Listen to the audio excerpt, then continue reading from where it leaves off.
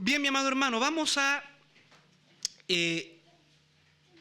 quiero partir este mensaje. Si no fue a votar, no creo que lo haga, digamos. Es muy largo el pasaje de hoy día. No. Vamos a tratar de sintetizarlo, pero hoy día tenemos un pasaje bastante largo por delante, pero ahí vi la manera de poder sintetizarlo. Pero antes de ir al pasaje, mi amado hermano, yo quiero partir este sermón con algunas preguntas. Probablemente algunas de ellas bastante directas, pero que es primeramente para mí, ¿no es cierto?, y también para todos ustedes, y que tienen que ver con el pasaje de hoy día. Amado hermano, déjame preguntarte, ¿estás viendo a Cristo en tu vida hoy? ¿Cierto? Me refiero con esos ojos espirituales. ¿Estás caminando con Cristo en tu día a día?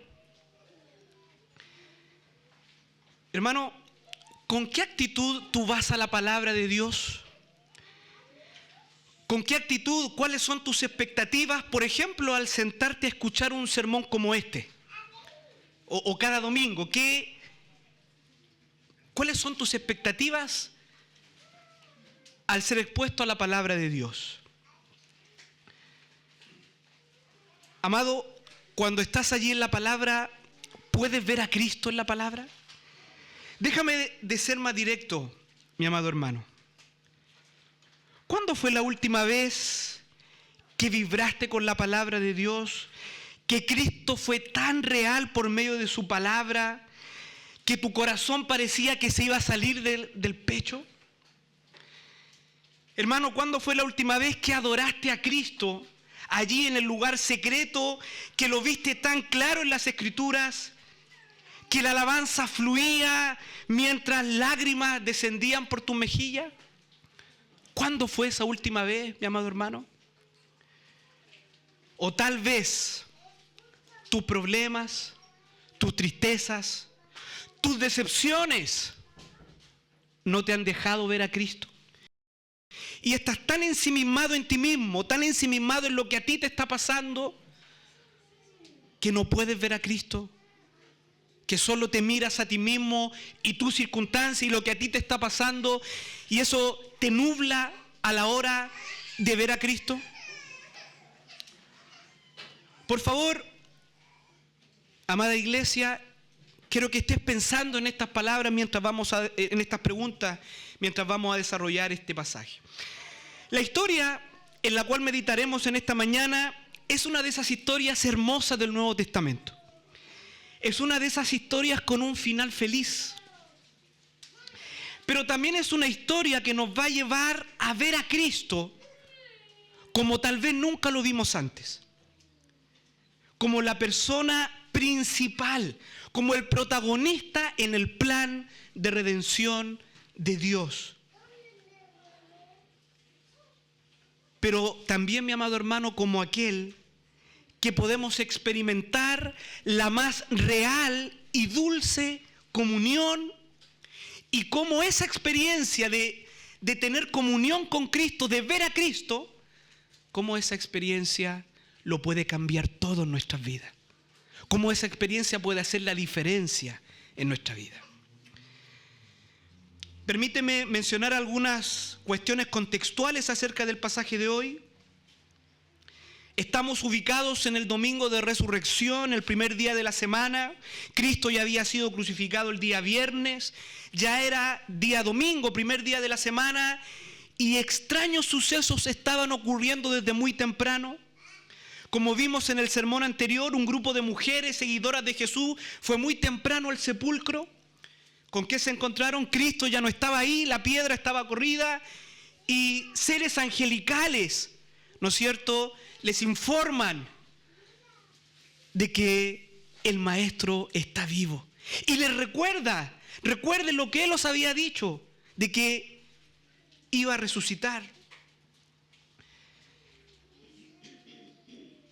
Las mujeres perplejas, pero al mismo tiempo llenas de gozo, corrieron a dar esta noticia a los 11 discípulos, los cuales yacían ocultos por temor a los judíos.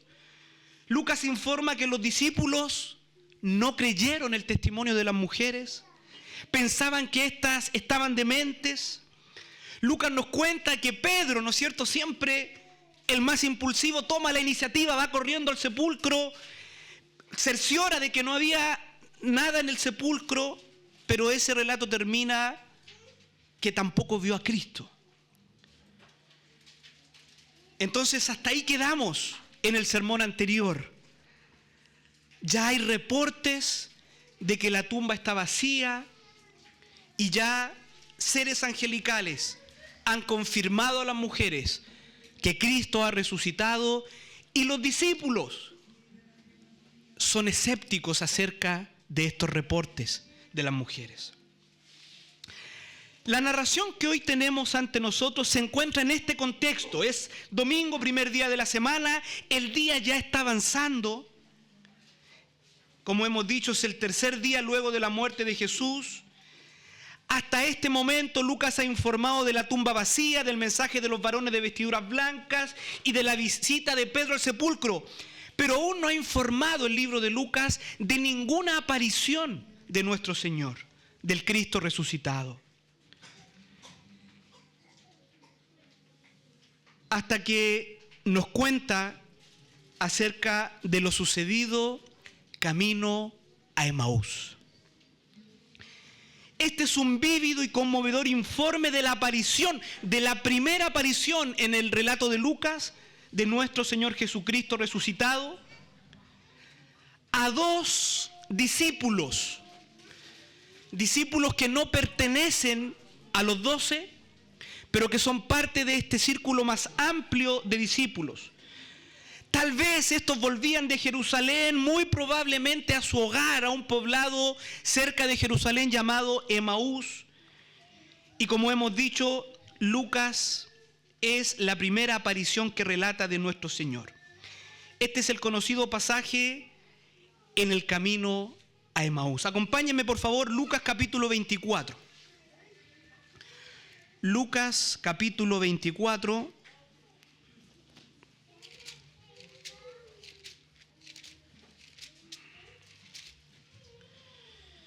Vamos a leer, mis hermanos, todo el texto del versículo 13 al versículo 35. Lucas capítulo 24, verso 13 al 35. Es una lectura extensa, pero por favor, concentrémonos en mirar lo que el texto está narrando. Tratemos de tratar de ver qué está pasando allí. Comienzo desde el versículo 13. Dice así la palabra del Señor. Y he aquí, dos de ellos iban camino el mismo día a una aldea llamada Emaús, que estaba a 70 estadios de Jerusalén, e iban hablando entre sí de todas aquellas cosas que habían acontecido. Sucedió que mientras hablaban y discutían entre sí, Jesús mismo se acercó y caminaba con ellos, mas los ojos de ellos estaban velados para que no le conociesen. Y les dijo: ¿qué prácticas son estas que tenéis entre vosotros mientras camináis? ¿Y por qué estáis tristes? Respondiendo uno de ellos, que se llamaba Cleofas, le dijo: ¿eres tú el único forastero en Jerusalén que no ha sabido las cosas que en ella han acontecido en estos días? Entonces él le dijo: ¿qué cosas? Y ellos le dijeron: de Jesús Nazareno, que fue varón profeta, poderoso en obra y en palabra delante de Dios y de todo el pueblo, y cómo le entregaron los principales sacerdotes y nuestros gobernantes a sentencia de muerte y le crucificaron. Pero nosotros esperábamos que Él era el que había de redimir a Israel, y ahora, además de todo esto, hoy ya es el tercer día que esto ha acontecido.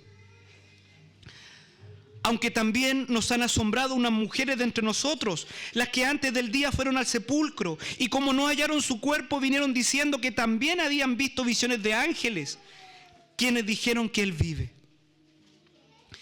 Y fueron algunos de los nuestros al sepulcro, y hallaron así como las mujeres habían dicho, pero a Él no le vieron. Entonces Él les dijo: Oh insensatos y tardos de corazón para creer todo lo que los profetas han dicho. ¿No era necesario que el Cristo padeciera estas cosas y que entrara en su gloria? Y comenzando desde Moisés y siguiendo por todos los profetas, les declaraba en todas las escrituras lo que de él decían. Llegaron a la aldea donde iban y él hizo como que iba más lejos. Mas ellos le obligaron a quedarse diciendo: quédate con nosotros porque se hace tarde y el día ya ha declinado. Entró pues a quedarse con ellos. Y aconteció que estando sentados con ellos a la mesa, tomó el pan y lo bendijo, lo partió y les dio. Entonces fueron abiertos los ojos. Entonces le fueron abiertos los ojos y le reconocieron, mas él se desapareció de su vista. Y decían el uno al otro: ¿no ardía nuestro corazón en nosotros mientras nos hablaba en el camino y cuando nos abría las escrituras? Y levantándose en la misma hora, volvieron a Jerusalén y hallaron a los 11 reunidos y a los que estaban con ellos, que decían: ha resucitado el Señor verdaderamente y ha aparecido a Simón. Entonces ellos contaban las cosas que les habían acontecido en el camino y cómo le habían reconocido al partir el pan. Amén. Permítame, mi amado hermano, una breve palabra de oración. Bendito Padre, Señor de toda gracia, de toda misericordia, bendito Cristo nuestro Señor, tú que habitas en medio de la congregación de tu pueblo.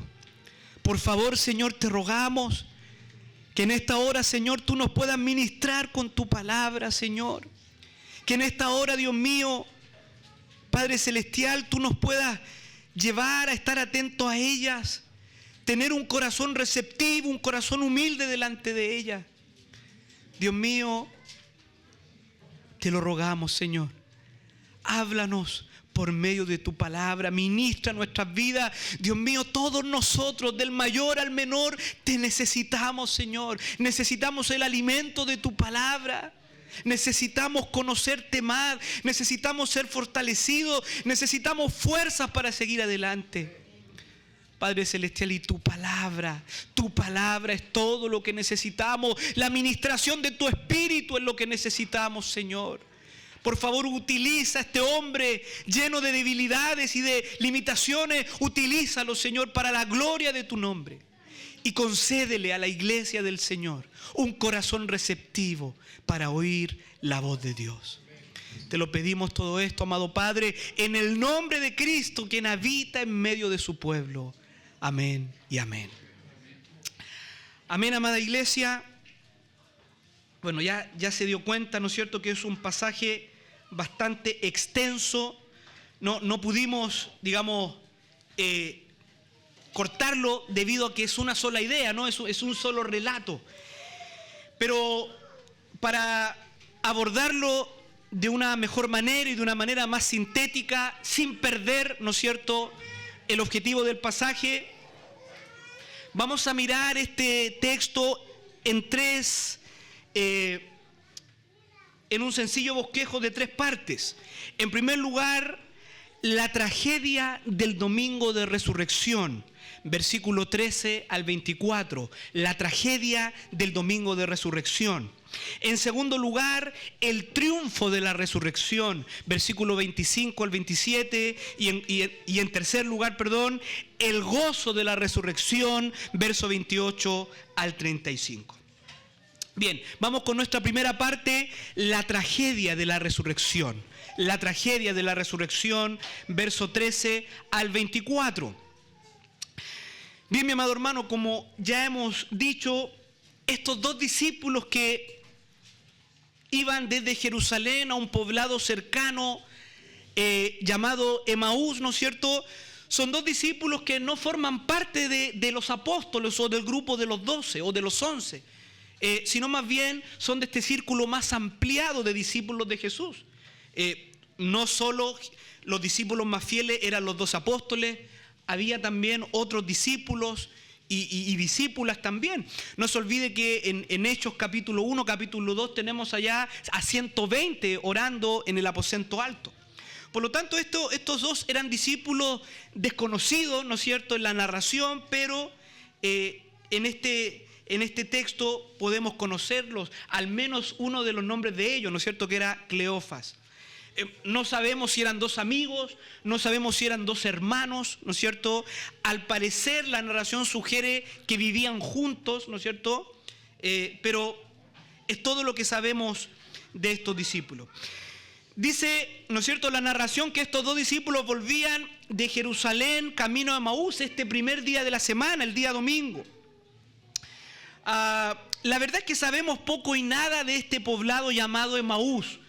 No se utiliza en otro lugar de las Escrituras. Ya algunos, la tradición, por ejemplo, la identifica con una aldea cercana a Jerusalén, a 11 kilómetros de Jerusalén al norte, llamada Kedeibé, ¿no es cierto? Una aldea que algunos la han identificado. Según vemos en la narración, mis hermanos, mientras iban caminando, estos hombres conversaban entre sí de todo lo que había ocurrido, ¿no es cierto? Es decir, muy probablemente de la crucifixión del Señor, ¿no es cierto? De todos los acontecimientos que rodearon la crucifixión de Cristo. Probablemente iban conversando de este informe de las mujeres muy temprano ese mismo día, ¿no es cierto? Este reporte de que el cuerpo del Señor ya no estaba en la tumba, de que seres angelicales habían aparecido a las mujeres, de que Pedro se había cerciorado, ¿no es cierto?, de que efectivamente la tumba estaba vacía. Pero también vemos en el relato que estos discípulos están más bien desconsolados. Estos discípulos están devastados, están tristes. Vemos también que estos discípulos están confundidos. Por eso que en esta parte, digamos, la resurrección o lo que ellos han escuchado sigue siendo una tragedia.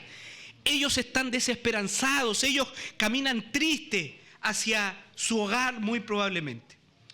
Un comentarista llamado David Godin resume muy bien el dilema de estos discípulos. Él escribe lo siguiente, él dice: la muerte y la resurrección no formaban parte del concepto que tenían del ministerio y el plan del Mesías, por lo que no habían entendido lo que Jesús les había dicho respecto a su próxima muerte. Ellos esperaban a un Mesías que destruyera el dominio imperialista de los romanos por medio de la fuerza de las armas.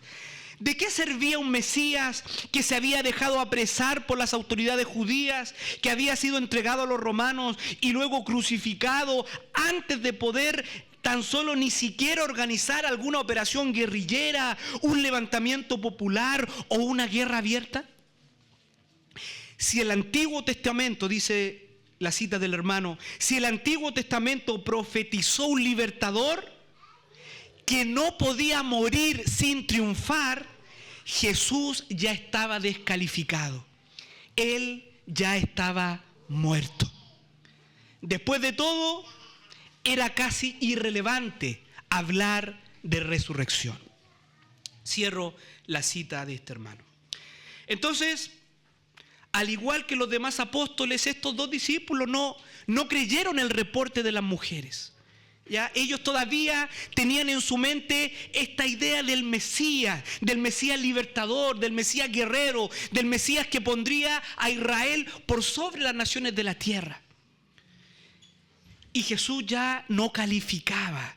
Jesús ya había muerto, había sido crucificado, ya había sido sepultado, y estos reportes de mujeres que por lo demás en el primer siglo los testimonios de mujeres ni siquiera eran recibidos en una corte de cualquier tipo, la verdad es que el panorama no era alentador. Estos discípulos viajaban tristes a su lugar de origen. Entonces, mientras hablaban entre sí de los acontecimientos de los últimos días, un extraño se unió a esta caminata y a la conversación.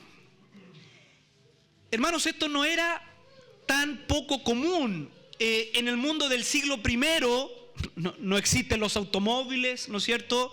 En el mundo del siglo I los hombres se trasladan mayormente a pie, especialmente distancias cortas. Para un hombre del siglo I, una distancia de 2 horas aproximadamente, que era, digamos, de Jerusalén a Emaús, perfectamente se podía hacer a pie, ¿ya? Y no era algo poco frecuente, digamos, en esta interrelación de caminos, hablar con algún desconocido, con algún extraño. El texto dice que el caminante era el propio Señor, ¿no es cierto? Aquel que se une a esta conversación era el Jesús resucitado. Es evidente que a los ojos de ellos este era un caminante más. Si usted ve el texto, Jesús no se presenta de una forma que llamara la atención. Ya aquí no hay un rostro resplandeciente, no hay vestiduras blancas. Es un caminante, ¿no es cierto?, que se une a la conversación. El relato dice que ellos no le reconocieron. ¿Y por qué no le reconocieron? Lucas dice, porque sus ojos estaban velados. Digamos, la estructura del texto, ¿no es cierto?, da toda la intención de que este velo que ellos tenían del por cual no reconocieron al Señor tiene que ver más bien con una obra divina, ¿ya? Es Cristo mismo, ¿no es cierto?, el que no permite que le reconozcan, ¿ya? Es un velo que le fue dado divinamente hablando. El relato de Lucas señala que Jesús les pregunta, ¿no es cierto?, bueno, ¿qué conversan? ¿Por qué están tristes? Y uno de ellos, llamado Cleofas, le responde al Señor sorprendido, versículo 18, ¿eres tú el único forastero en Jerusalén que no ha sabido de las cosas que han acontecido en estos días? Al parecer, por esta respuesta, los acontecimientos acerca de Jesús habían sido ampliamente divulgados. Al parecer, mucha gente estaba hablando de lo que ha acontecido. Es interesante aquí, mis hermanos, que en realidad los que no sabían lo que realmente estaba pasando eran los discípulos. Mientras que este extraño caminante, que en realidad era el Cristo resucitado, sabía absolutamente todo lo que estaba pasando. Él era el protagonista de los acontecimientos que los discípulos venían hablando. Él lo había experimentado, él había sido crucificado, él había ido a la tumba fría, él había resucitado. Por lo tanto, ante la respuesta, ¿eres tú el único que no sabe? En realidad eran ellos los que no sabían lo que ya estaba pasando. El Señor lo sabía absolutamente todo. Jesús en realidad era la única persona que lo sabía absolutamente todo, pero fíjese que en lugar de actuar, y esto es muy interesante, en lugar de actuar como un sábelo-todo, Jesús va a tomar el tiempo para ayudar a estos discípulos y que ellos pudiesen conocer la verdad. Si bien es cierto, vamos a ver una reprensión, pero Jesús entra a esta relación con ellos para bendecirlos, para hacerles bien, para guiarlos a la verdad. Hermano amado, nunca pienses que Dios no sabe cómo tú estás. Esa es una tentación muy frecuente cuando vamos transitando por tiempos difíciles. Pareciera que nadie nos entiende, pareciera que ni Dios nos entiende. Porque si Dios entendiera, tal vez haría algo. Hermano amado, nunca pienses que Dios no sabe lo que tú estás pasando. En realidad, al igual que los discípulos, los que no sabemos lo que realmente está pasando somos nosotros. Él lo sabe absolutamente todo. Él sabe cómo estamos. Él sabe dónde estamos. Y escuche esto, mi amado hermano. Él sabe cómo ayudarnos. Él sabe cómo ayudarnos. Los discípulos finalmente le cuentan al Señor, el protagonista de los hechos, lo que había ocurrido. Le hacen algo así como un resumen de cómo Jesús se había destacado en el pueblo como un varón profeta, poderoso en palabra y en obra, y cómo los dirigentes de la nación lo habían condenado a muerte. los hombres se sinceran con el forastero y le cuentan el motivo de su profunda tristeza y decepción. Versículo 21, pero nosotros esperábamos que Él era el que había de redimir a Israel. ¿Cierto? Todavía esta mentalidad judía acerca del Mesías. De igual manera, los discípulos ponen al tanto al Señor acerca de los últimos reportes del día. Estas mujeres que aseguran haber recibido palabra de ángeles, de que Jesús estaba vivo y de que algunos de los discípulos se habían cerciorado de que la tumba estuviese vacía. De todas maneras, al igual que los 12, estos discípulos no creyeron este testimonio y por lo tanto su decepción y su tristeza era muy, muy grande. Pasemos al punto número 2, el triunfo de la resurrección. El triunfo de la resurrección, verso 25 al 27. Verso 25, entonces Él les dijo: oh insensatos y tardos de corazón para creer todo lo que los profetas han dicho. ¿No era necesario que el Cristo padeciera estas cosas y que entrara en su gloria? Y comenzando desde Moisés y siguiendo por todos los profetas, les declaraba en todas las escrituras lo que de Él decían. Amado hermano, este es el clímax del relato, de esta narración. Estos discípulos están total y absolutamente confundidos. Antes de instruir y de enseñarles a estos hombres, el Señor les reprende. Y ahí la palabra insensato es fuerte. Jesús tenía su carácter también, ¿no es cierto? Y el Señor les reprende: oh insensatos.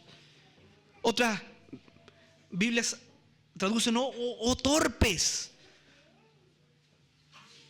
y tardos de corazón para creer todo lo que los profetas han dicho. Jesús les corrige, les recrimina por no creerles a los profetas del Antiguo Testamento, quienes profetizaron acerca de Él. Es como si Jesús les dijera: ¿acaso nunca leyeron?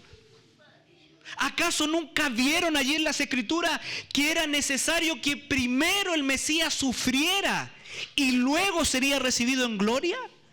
¿Acaso nunca lo vieron? Ustedes que se supone que conocen las Escrituras.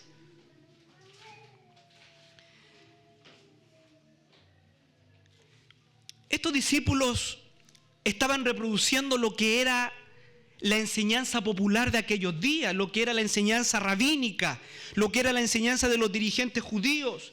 El problema de los líderes religiosos judíos de los días de Jesús, cuya enseñanza se había popularizado entre el pueblo, era que en general, al leer el Antiguo Testamento, veían solo la gloria y victoria del Mesías y no veían, aunque estaba allí, o no lo querían ver, de que la senda para alcanzar esa gloria era la copa del sufrimiento.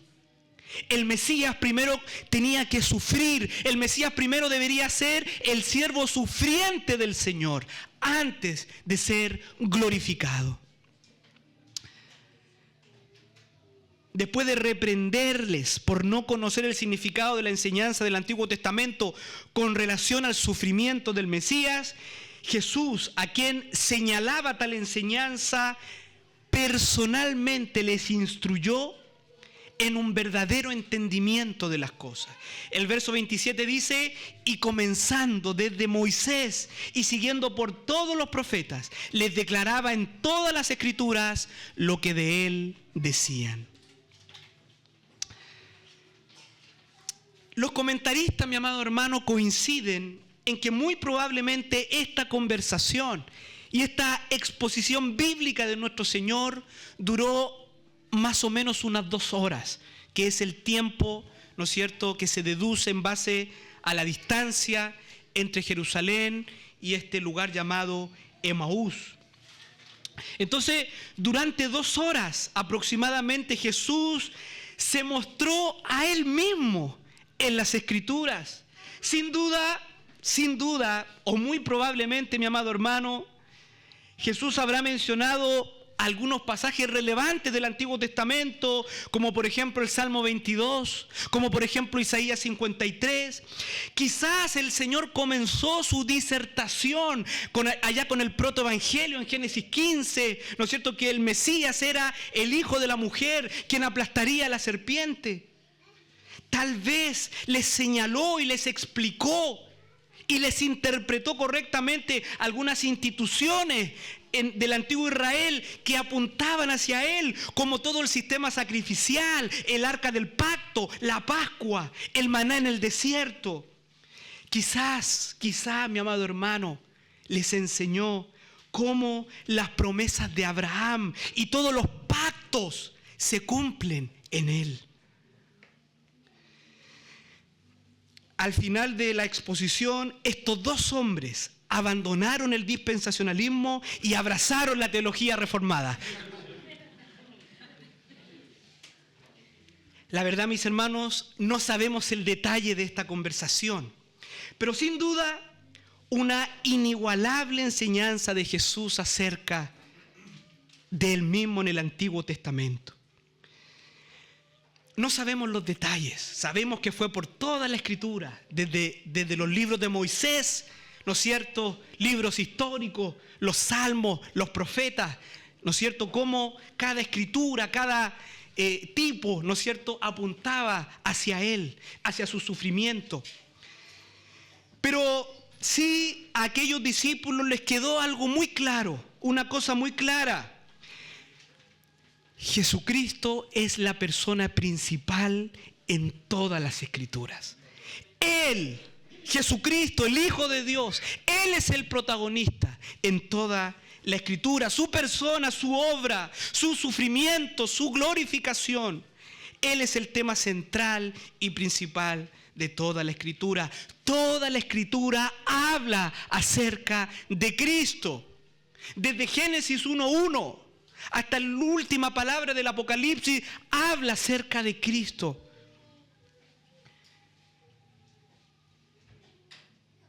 Y por último, punto número 3, el gozo de la resurrección.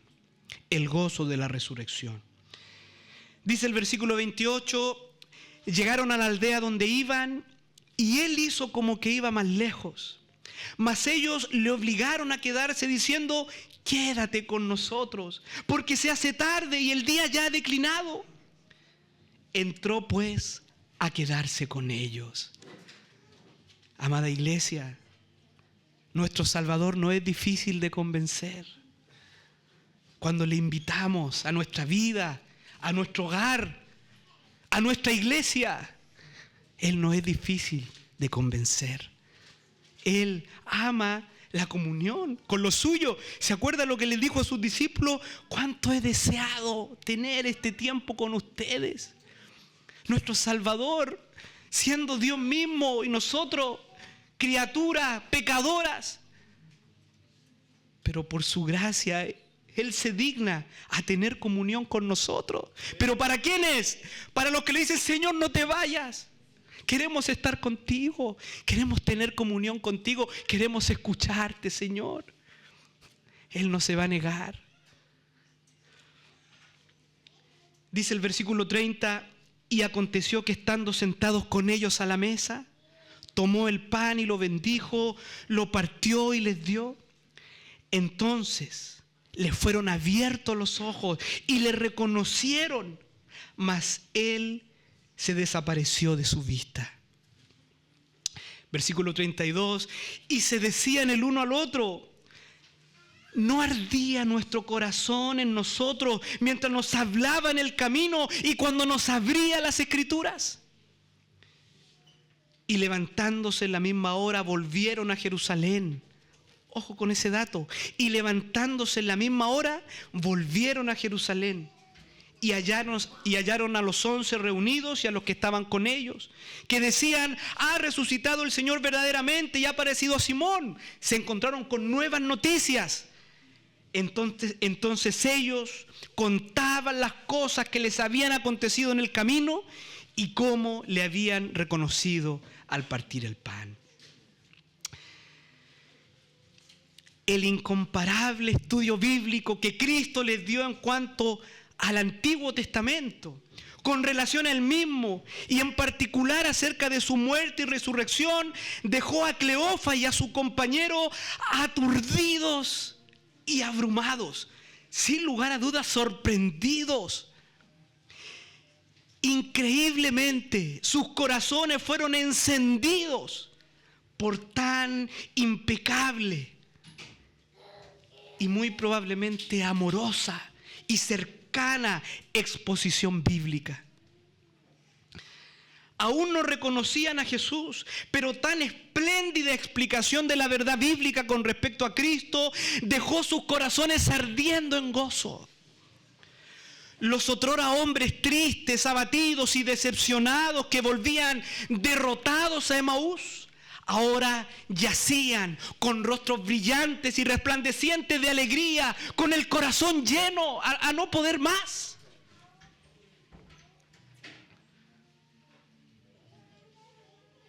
La narración nos dice que llegando a su destino, aquellos afortunados discípulos, del gozo de querer seguir escuchando a este extraño forastero, pero qué increíble maestro bíblico, le rogaron que no se fuera, sino que se quedase con ellos en casa. Jesús accedió a su petición y se sentaron a la mesa a seguir charlando. Y allí el visitante hizo algo insólito, que era contrario a las costumbres de la época. ¿Qué hizo este visitante? Tomó el pan, lo partió y lo bendijo. ¿Por qué contrario a la costumbre? Porque la costumbre era que el anfitrión, el dueño de casa, tenía este acto. Algunos comentaristas señalan que con esta acción Jesús de alguna manera les está recordando la institución de la cena del Señor. ¿No es cierto? Es muy parecido a lo que él había hecho algunos días antes junto a los discípulos. Estos discípulos no estaban presentes en esa cena, pero muy probablemente por el relato sabemos que ellos estaban con los otros discípulos y todo lo que ocurrió en esta cena ya se había divulgado, se había contado. Lucas señala que al realizar esta acción de partir el pan, le fueron abiertos los ojos a los discípulos y reconocieron a Jesús. Vemos en los distintos relatos, ¿no es cierto?, en todos los evangelios, que en realidad Jesús se revela a quien Él quiere revelarse. A quien Él quiere revelarse. Pero al mismo momento en que le reconocen, dice el relato que Jesús desaparece. Da para otra enseñanza, ¿no? Las características de este cuerpo glorificado, ¿no es cierto? Al parecer tiene la habilidad o tiene ciertas habilidades que este cuerpo no tiene. Pero el Señor desapareció de su vista. El Cristo resucitado a quienes Él quería se les revelaba y quiso revelárseles a estos dos atribulados discípulos, pero rápidamente desapareció de su vista. Así que apenas alcanzaron a darse cuenta de lo que estaba sucediendo, nuestro Señor ya no estaba. Una vez que el Señor les dejó, dice el verso 32, y se decían el uno al otro, ¿no ardía nuestro corazón en nosotros mismos mientras nos hablaba en el camino y cuando nos abría las Escrituras? Dice un comentarista acerca de este texto: esta exclamación de estos discípulos es comprensible. Ellos meditan en la forma en que había ardido sus corazones, se habían iluminado sus espíritus y reavivado sus esperanzas, cuando este hombre, que ahora ya no era un extraño, les había explicado lo que nunca antes habían entendido. Ahora sabían que después de todo las mujeres tenían razón. Lejos de hablar disparates, ellas habían dicho la verdad. El maestro estaba vivo. Cristo había resucitado. Ahora ellos no podían decir de la alegría de que Jesús mismo les había explicado las Escrituras, y meditaban que aunque no sabían en su momento acerca de quién era este extraño, su sola presencia y las verdades las cuales les mostraba en toda la Escritura hizo que sus corazones ardiesen de gozo. ¿Cómo finaliza este increíble relato de Camino de Emaús?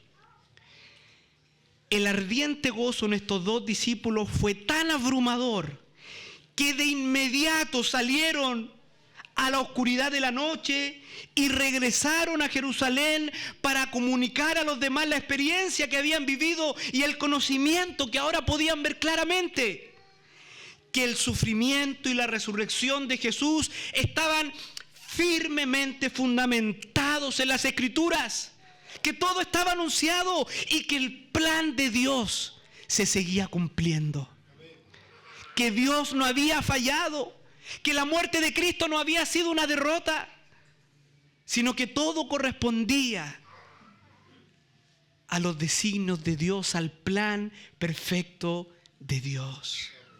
Y esto sin duda les llenó de gozo y de alegría. No miraron la noche, ¿ya? No es que salieron a tomar un taxi, una micro, al metro, se fueron al espacio vacío la noche, 2 horas caminando. ¿Por qué? Porque el corazón ya no les cabía en el pecho. Ellos querían anunciar lo que habían experimentado. Hasta aquí el pasaje, esta hermosa historia de Camino a Emaús. Permítame finalizar este sermón con algunas reflexiones y alguna aplicación práctica. Mi amado hermano, en primer lugar, esta historia nos lleva a ver la importancia que tiene Jesús en las Escrituras. Mire, los discípulos no fueron transformados solamente por ver o por estar con el Jesús resucitado, sino que por ver al Jesús resucitado en las Escrituras. En las Escrituras. No fue sencillamente que Jesús se apareció, fue que Jesús se mostró a sí mismo en las Escrituras. Hermanos, y esta es una experiencia, fíjese, que no solo pueden experimentar los creyentes del primer siglo. Algunos creyentes del primer siglo experimentaron la presencia de Jesús resucitado. Pero todos los creyentes, incluyéndole a usted y a mí, podemos experimentar la presencia del Señor en las Escrituras. Todos nosotros podemos ver a Jesús en las Escrituras. Amados, esta historia nos enseña que no hay motivo para que nuestro corazón deje de arder por Cristo, que no necesitamos una experiencia sobrenatural del Cristo resucitado, más bien necesitamos encontrarlo allí donde hoy día Él se revela. ¿Dónde? En las Escrituras, en la palabra del Señor. El Señor resucitado está allí y listo y dispuesto para enseñarnos, para instruirnos, para fortalecernos, para llenarnos de gozo en medio de las pruebas, en medio de la angustia, aún en medio de la decepción, aún en medio de las más profundas tristezas de esta vida. Cristo está allí y Cristo se revela a través de su palabra. Amado hermano, el Cristo resucitado, victorioso, glorioso, está allí en las Escrituras para llenarnos de profundo gozo. Está allí para encender nuestros corazones.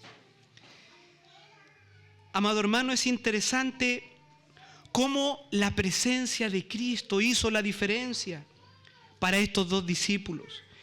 Pero note el mensaje del escritor y quiero centrar en esto, mi amado hermano, porque creo que ese es el corazón del mensaje del texto, en lo que el Espíritu Santo puso allí. No meramente la presencia de Cristo, sino que la presencia de Cristo por medio de las Escrituras. Sus corazones ardieron cuando vieron a Cristo en las Escrituras, y esa experiencia está disponible para todos nosotros. Ahora bien, ¿qué de esto de que ardía el corazón? Y amado, la propia Escritura se encarga de poner en perspectiva este hecho. ¿No es cierto? Esto de que, como una experiencia de que arde el corazón, a algunos les puede oler algo así como carismatismo, ¿no es cierto? Pentecostalismo, esto de arder el corazón. Pero la Escritura se encarga rápidamente de ponerlo en perspectiva. Esto está muy lejos de eso, hermano, muy lejos de emociones descontroladas. Amado hermano, pero sí lo que hay que decir, de que esta experiencia de que arde el corazón, de que se enciende el corazón por Cristo, por ver a Cristo, es una experiencia apostólica. Esto es cristianismo legítimo. Esto es cristianismo verdadero. En el cristianismo verdadero también arde el corazón. En el cristianismo verdadero, en el cristianismo apostólico, también los hombres arden por Cristo. También el corazón se enciende por las cosas de Cristo.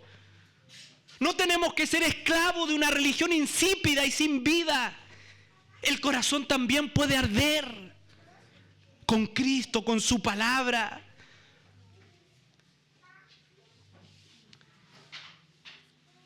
Hermanos, ¿qué provocó este ardor de corazón en los discípulos? ¿Qué provocó este desborde de gozo? ¿Provocó danzas, lenguas, risa santa, visiones sobrenaturales? No, mi amado hermano. ¿Sabes lo que provocó? Que salieran de su zona de confort. Eso fue lo que provocó el corazón encendido. Que salieran de su zona de confort. Que no le temieran a la oscuridad de la noche.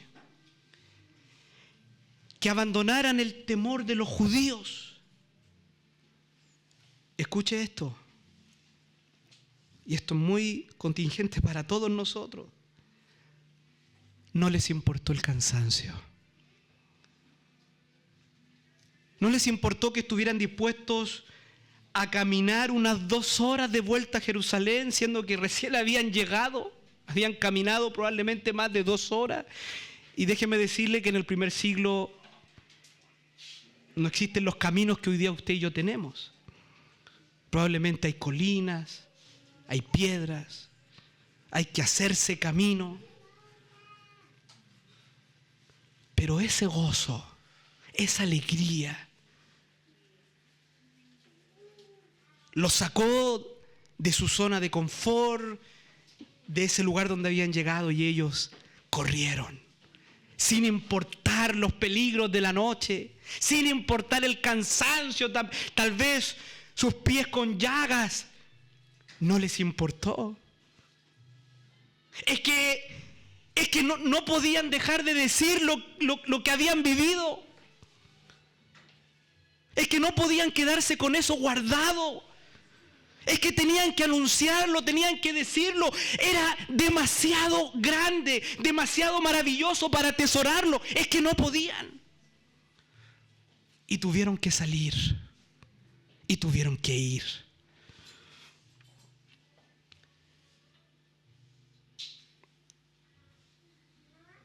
Hermanos, estos hombres estuvieron dispuestos a caminar 2 horas de vuelta a Jerusalén, dejar su comodidad, sus temores, y fueran y anunciaran acerca del Cristo resucitado. Amado, es que no podía ser de otra manera. Cuando el corazón arde por Cristo, cuando el corazón está encendido por Cristo, no puede ser de otra manera.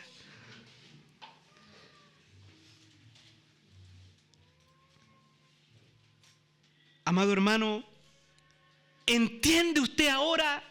¿Entiende usted por qué 120 hombres pusieron a este mundo de cabeza?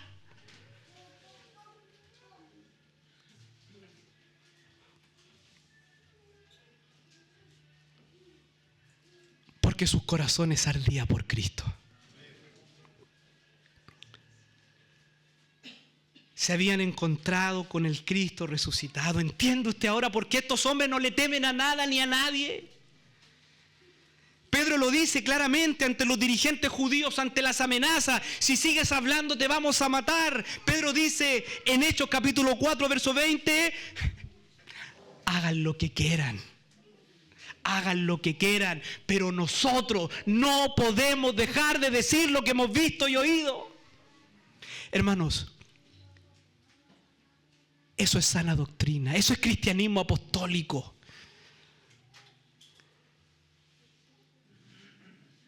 Amada iglesia,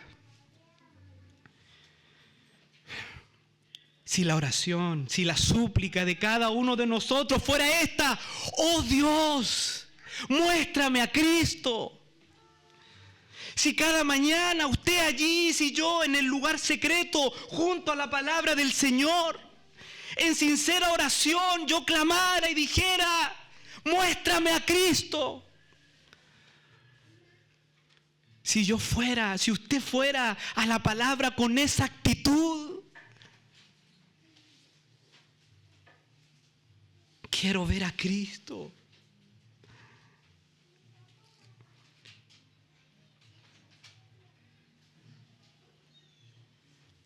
Que usted orara cuando va a venir al culto del día domingo, en el día del Señor, y se va a exponer a la palabra, y usted dijera: estos hombres que predican limitados, llenos de debilidades, pero Señor, haz una cosa con ellos, que lo que digan, que nos muestren a Cristo. Queremos ver a Cristo. No nos conformamos a la religión sin vida. No nos conformamos a un cristianismo de arrastre. Queremos a Cristo. Y donde está Cristo hay vida. Donde está Cristo el corazón está encendido. Donde está la presencia de Cristo hay gozo, hay alegría.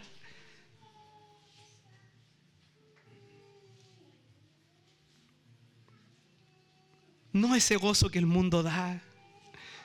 Los gozos del mundo son tan pasajeros, son tan corruptos. El gozo de Cristo es distinto.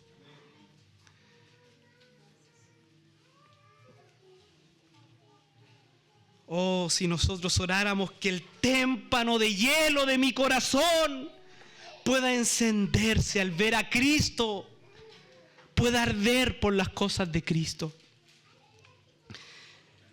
Hermano amado, y ya terminando, déjeme decirlo de esta manera. La única manera de abandonar el cristianismo frío e insípido de nuestro tiempo es que tu corazón pueda arder por Cristo. Y escuche esto, esa es la norma apostólica, ese es el carácter de la iglesia bíblica. Si quitamos esto, no tenemos iglesia primitiva.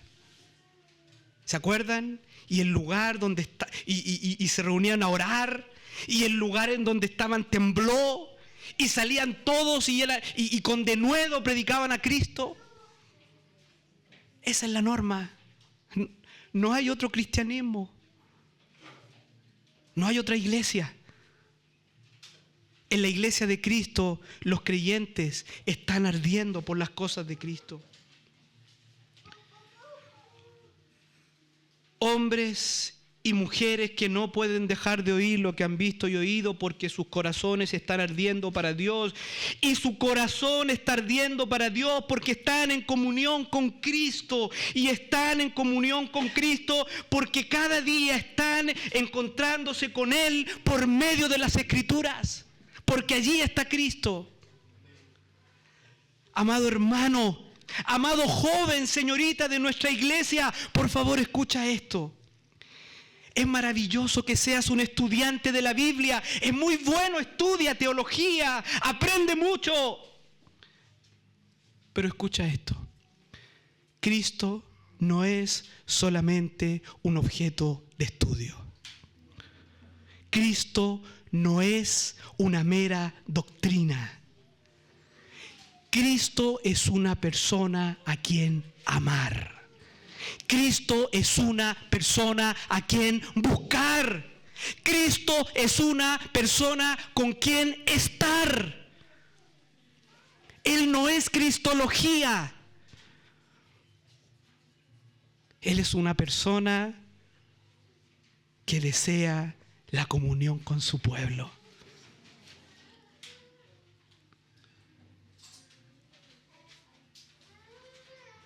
Con esto termino, amado. Si algo práctico te puede llevar en esta mañana es lo siguiente. Nunca más acércate a la Escritura por el mero hecho de leer la Escritura, porque tienes que leerla, porque tienes que hacer tu devocional, porque eres cristiano. Nunca más, nunca, y revélate ante esto. Nunca más te sientes ahí para escuchar un sermón más. Es que el domingo hay que venir a la iglesia.